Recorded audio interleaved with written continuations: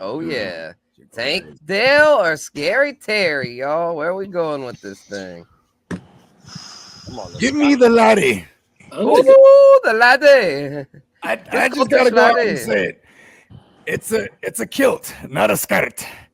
And when it comes to the Scottish lad, Terry McLaurin, he's just, man, JD was killing the Terry McLaurin take the other night, man. I'm trying to remember what he said, but he was like, the dude was always hovering around a thou wow. He's basically QB proof.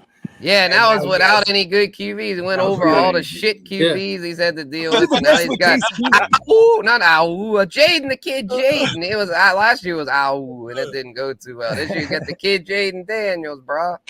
Yeah, come on. So yeah, I'm leaning Terry as well. It's very close though. I mean, all these I came up with other guys. This is like I kind of did this in a way selfishly because I'm like, damn, I don't know who to pick out of these. They're all so damn close. But yeah, I'm leaning the Scottish laddie Terry. For one, he's the number one target on the offense, and while the offense isn't quite as good as Houston, I think by him being the number one, having JD 5 and Derek saying the same thing, you know, he looks amazing. So I'm thinking this will be a career year for the Scottish lad. He's going to the WR3. I think he'll be more like a WR2.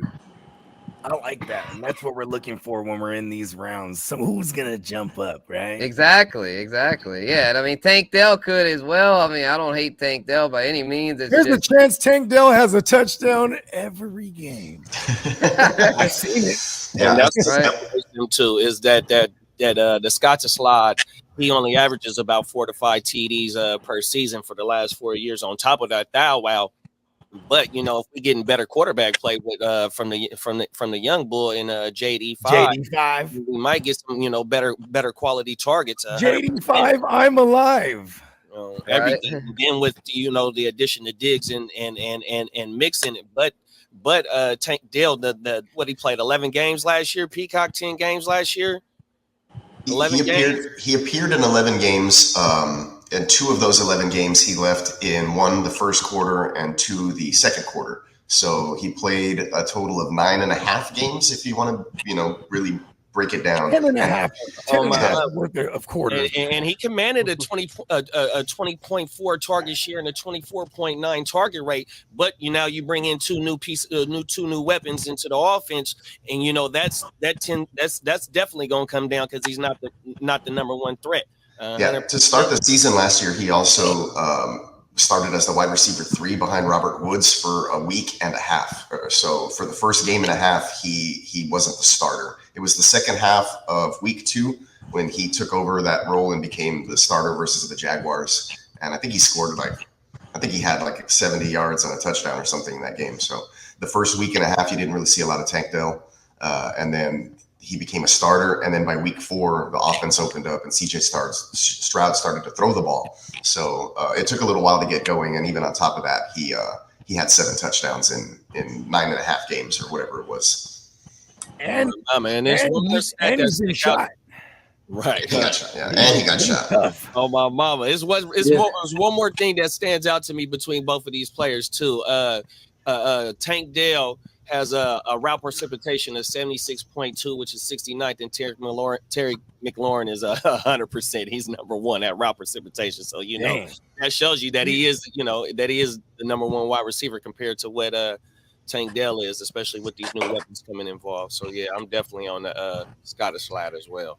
The laddie. Yeah, if we can see Jaden Daniels come in and look anything like he did in the little bit that we saw in preseason, then it should be a big, or at least a regulated, nice jump for Terry McLaurin to finally see what we've wanted him to be for all these years with a decent quarterback play.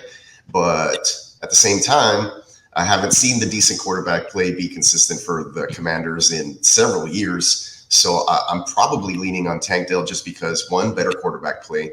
2, I like the player. I like him just about the same, but I like the fact that Tank Dell can win in just about any situation.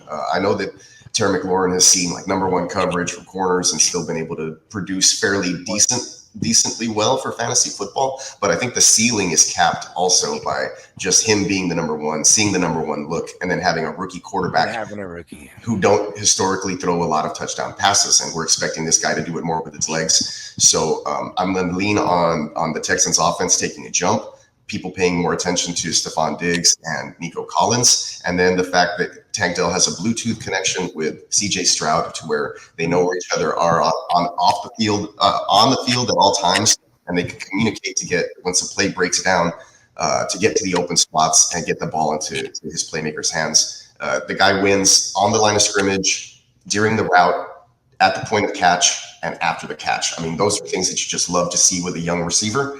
And we saw it, like I said, this last preseason game. He was able to, kind of change his route, get open. CJ Stroud immediately recognized it. Kojo, not a McLaurin fan. They hadn't really done anything to get the nickname Scary Terry. Well, he will this year. Damn it, JD thrown to it. You got to look at what Scary Terry's done and his historic ADP. Terry McLaurin's never been a guy I could remember ever drafting like before the 5th round ever. You know what I mean? Mm-hmm. This is why he's a guy that you put on your team not to lead your receiving core, but to be maybe even your 3rd. You know what I mean? Or even if you're going receiver heavy and maybe Terry McLaurin even falls a little more, even for Tank Dell that matter, you get these guys as your WR3 or 4 on a squad. You're loving that.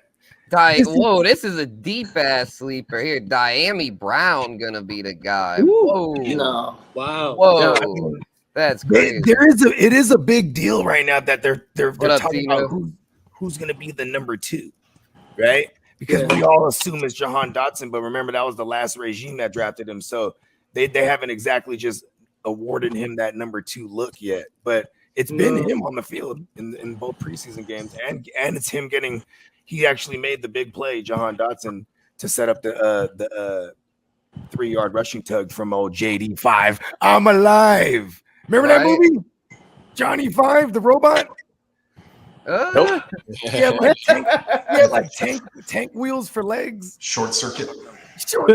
Yes, there it is. We talked about Diggs earlier, and we went with Diggs over Devontae Smith as a panel. So this one, though, so far we're leaning Terry. Any Tank Dell? I'm a Tank Dell guy too. No, we're gonna even out the load with the Tank Dell take because again, it's gonna fall under the what are these offenses actually gonna do? And what we project that the Texans they're gonna score a lot of points. They're going to have a lot of air yards.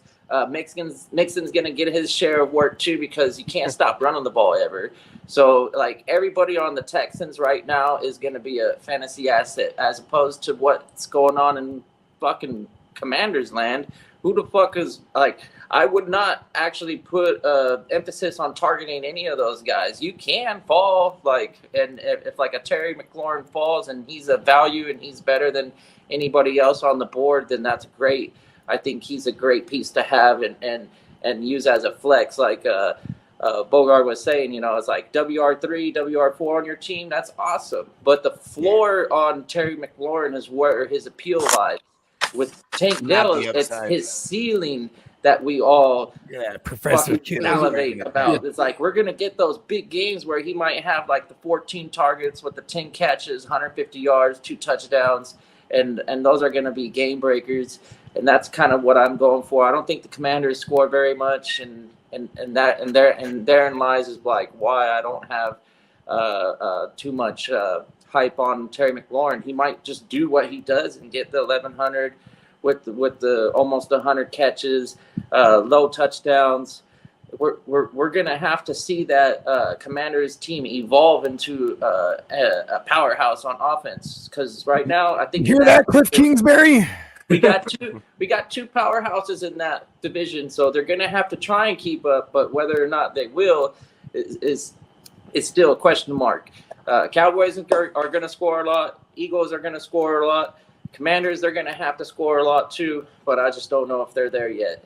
It's they had crazy amount of passing production they I guess last season. Pass attempts. Right, in attempts, right? But not a lot of like success rate. But not a lot of production out of those attempts. Yeah, the success rate. I mean, there was a big yardage. I mean, Sam, what was the Wolf last year? 3rd in overall passing yards? Or he was top 5, right? I don't know the numbers off the top of my head, but he was up there for like I think he led the league in attempts. Yeah, the attempts the attempts are probably still going to be there, and Jaden Daniels can arguably be like a next tier If you tell me we're going to get 600 attempts out of JD5, bro, McLaurin's alive. Is Tank? There's a good question for Peacock from Tino. Is Tank taking returns this year? Yes. Yes. Okay. Yeah. He is.